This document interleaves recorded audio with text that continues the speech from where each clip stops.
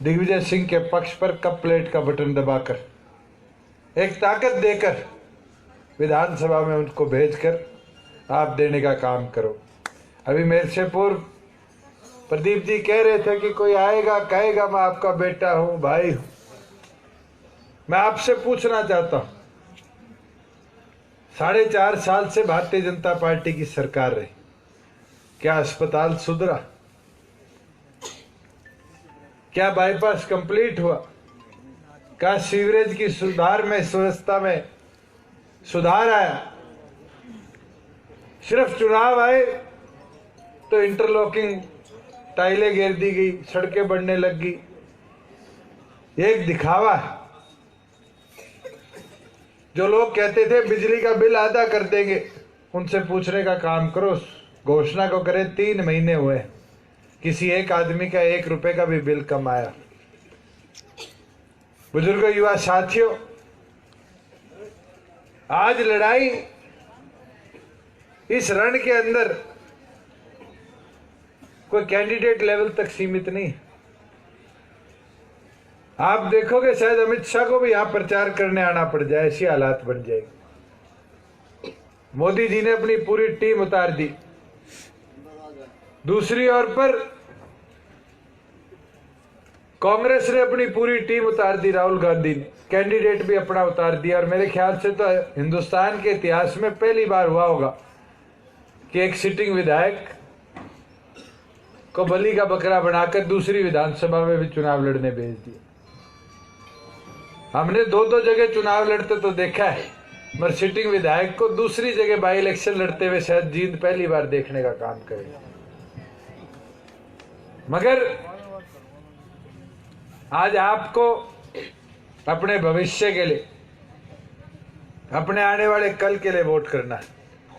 और जहां हम दिग्विजय सिंह की बात करते हैं, आज दिग्विजय की आयु 28 साल है और निरंतर उसने, चाहे छात्र हित की बात हो,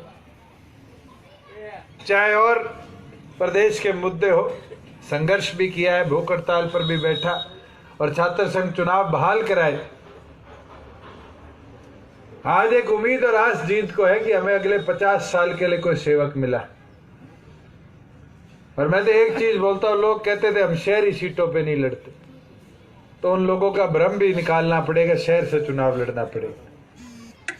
मेरी तो आपसे विनती है कि आज इन बदली परिस्थितियों में आपके पास एक विकल्प है, और ऐसा मजबूत विकल्प है जो अगले 5 दशक तक आपकी सेवा करने का काम करेगा। और इसलिए मैं आपसे निवेदन और प्रार्थना करता हूं कि 28 तारीख को अपना एक कीमती वोट कप प्लेट का बटन दबाकर दिग्विजय के पक्ष में आप डालने का काम करें। बहुत से लोग आएंगे, अफवाहें उड़ाएंगे, कहेंगे कि ये तो बीजेपी से मिले हुए, कहेंगे ये तो कांग्रेस से मिले हुए। और अब तो ये हालात है बौखलाहट की कि हर रोज हम पर आरोप लगा दिए जाते।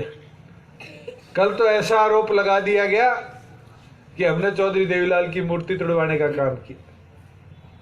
बुजुर्गों, युवा साथियों, ये चुनाव में जब लोग पिछड़ते हैं, हारते हैं, तो इस तरह की अफवाहों का इस्तेमाल करते हैं। मैं तो आपको एक चीज बोल सकता हूं कि जींद की एक नई उम्मीद आपके बीच में है, जींद का आने वाला भविष्य आपके बीच में है।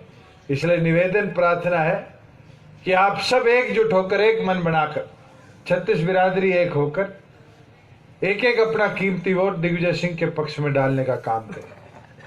और आज इन राष्ट्रीय पार्टियों को, चाहे वो राहुल की टीम हो, मोदी की टीम हो, इनको जवाब देने का काम करो कि अब हरियाणा के हक की बात आएगी, हरियाणा की उन्नति, हरियाणा के विकास की बात आएगी। और उस विकास की जो नींव है, वो नींव जींद की धरती रखने का काम करेगी।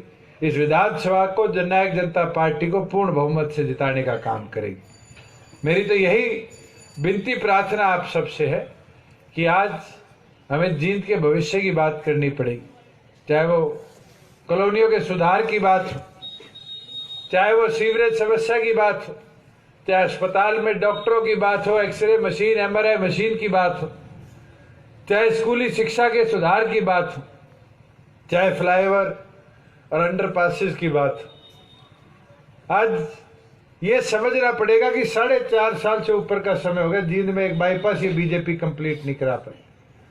ये बातें तो विकास की करेगी, पर इनसे पूछने का काम करो कि क्या जींद के अंदर बिजली की तारों को गुड़गांव की तरह अंडरग्राउंड करा पाए आप लोग? क्या स्कूलों के अंदर शिक्षकों की मात्रा बढ़ा ले? क्या अस्पताल में डॉक्टरों की प्राप्त मात्रा ला पाए? क्या कूड़ा उठाने के लिए कोई नई व्यवस्था बनाकर लाने का काम किया? आज तो जींद के गांव में चले जाओ, शहर में चले जाओ, एक ही चीज सामने आती है कि जींद को निरंतर पिछाड़ने का काम लोगों ने किया।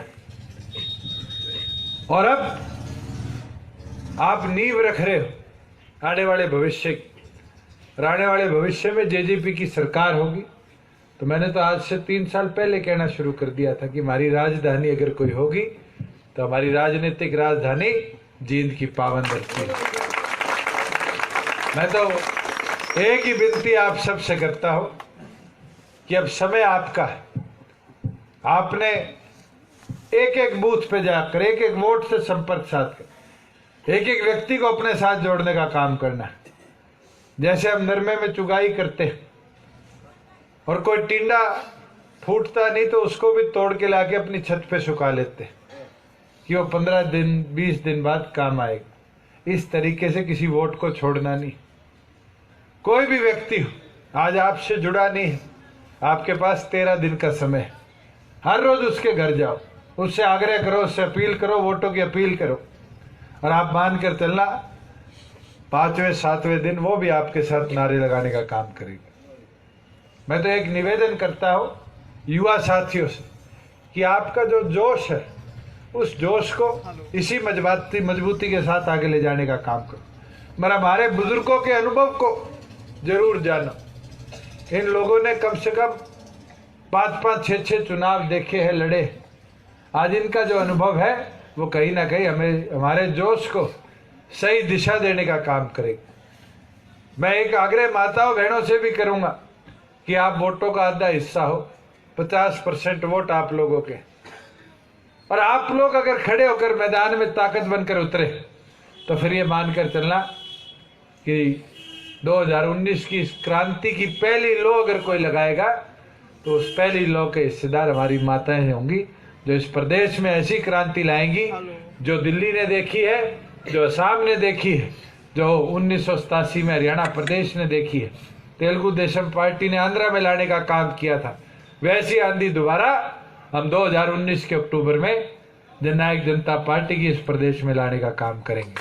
मैं तो दोबारा तमाम साथियों का यहाँ इतना इंतजार करने के लिए आभार प्रकट करता हूँ, धन्यवाद करता हूँ, और यही